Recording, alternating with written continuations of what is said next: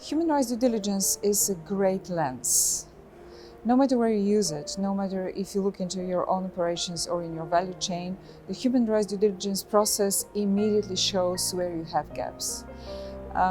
In the current context where companies are trying to get to their pre-pandemic level of business, and we are all facing the challenges with the workforce, with the shortage of workers. By the way, it's estimated by the 2030 there will be around 85 million workers shortage, so gap.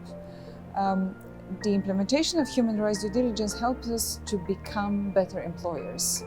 It might not be immediately visible what's happening in our on-premises, especially with companies who work for us, not immediately on our payroll, but this definitely helps create a better atmosphere, better knowledge, more transparency, and hopefully also better environment for the people who work for us.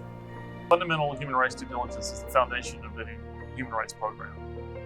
And when you look at the growing regulatory space, the focus really is on the strength and breadth of company human rights due diligence. So what we're doing within this coalition is focusing on human rights due diligence first within our own operations. We have to have our own backyards in place. Then we move forward and extend it throughout the value chain. And human rights due diligence takes on a number of factors. It's policies, it's risk and adverse impact identification, remedy, grievance mechanisms, disclosure, all kind of wrapped up, make up, and really drive an effective human rights due diligence program. And by collaborating in this coalition, the best practice sharing for companies on different steps in the process of the journey. So we drive improvement, we kind of drive impact at scale, and then we really support disclosure as an industry on this very important issue.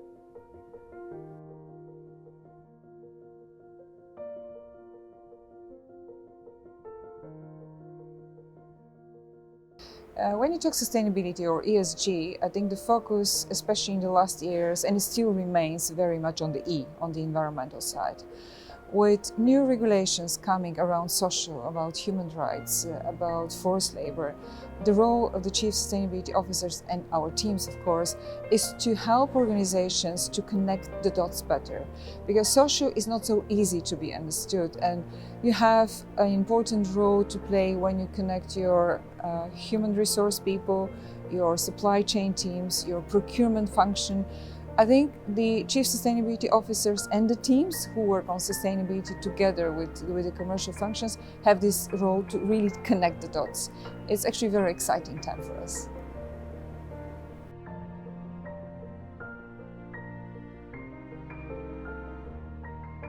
Yeah, and we talked about this a little bit in the session. It was helpful.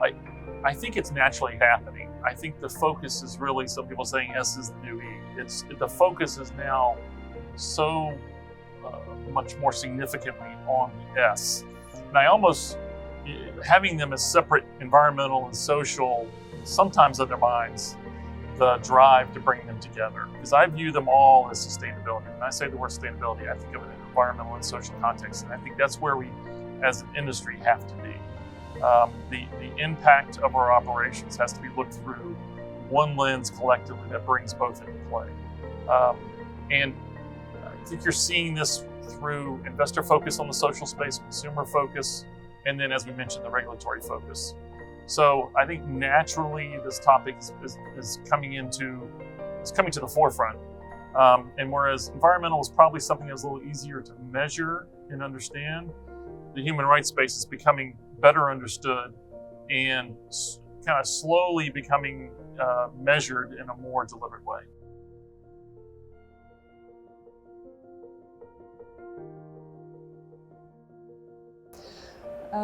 I think it's probably again connected to the pandemic, but I see incredibly more intensive conversations around diversity, equity, inclusion.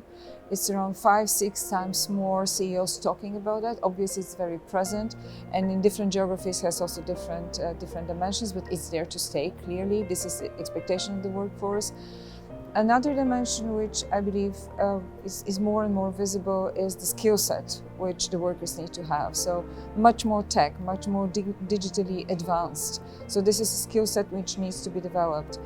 And probably the last one, but very important, and I'm happy to see also here the CHL Coalition, the Corporation for Healthier Lives, the well-being of employees.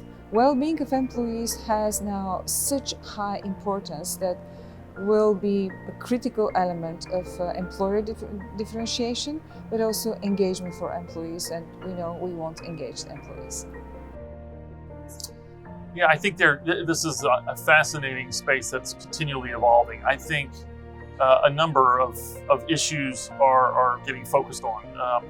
There's a new focus on downstream due diligence, whereas historically most companies have been focused on upstream supply chain due diligence. Now it's after the purchase, so downstream, consumers, the recycling, the circular economy. You've got to, as I mentioned, you've got to focus on impact, both positive now, not just avoiding negative impact, but looking at the positive impact. There's supply chain transparency. That's a critical factor that's getting focused on now. So looking beyond tier one, which we all recognize as a challenge, but it's something that we're working through and we need to partner with our suppliers to do. And then I'd say the improvements that technology can bring to human rights due diligence.